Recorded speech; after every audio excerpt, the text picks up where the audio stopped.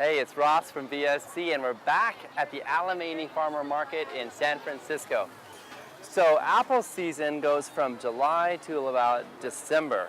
When you go to the farmer's market, there's a lot of different varieties of apples, from Rome to Gala to Golden Delicious to Yellow Delicious. It just goes on and on.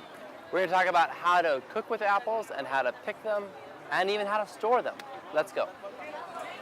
So we're going to look at our apples from Rainbow Orchards, and they are a great California farm growing their apples in Apple Hill.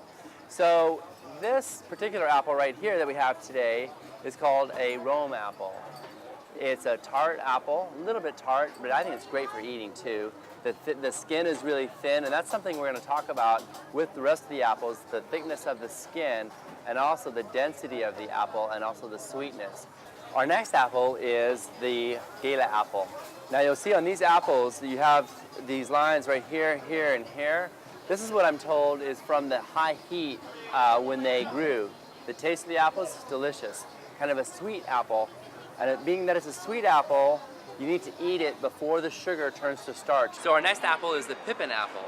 And these pippins, they're not very pretty. Nora, is that all right?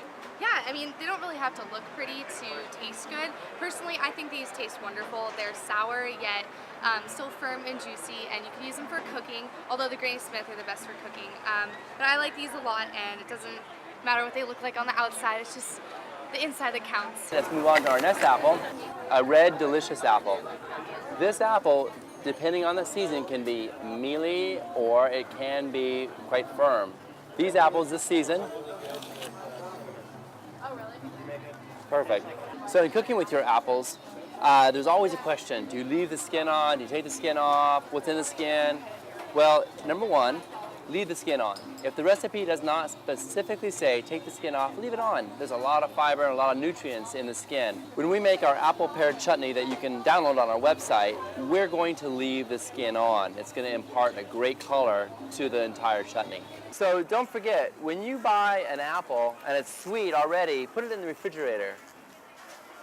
A ripe apple will go mealy in about 48 hours, and that's if you do that. So definitely refrigerate your apples.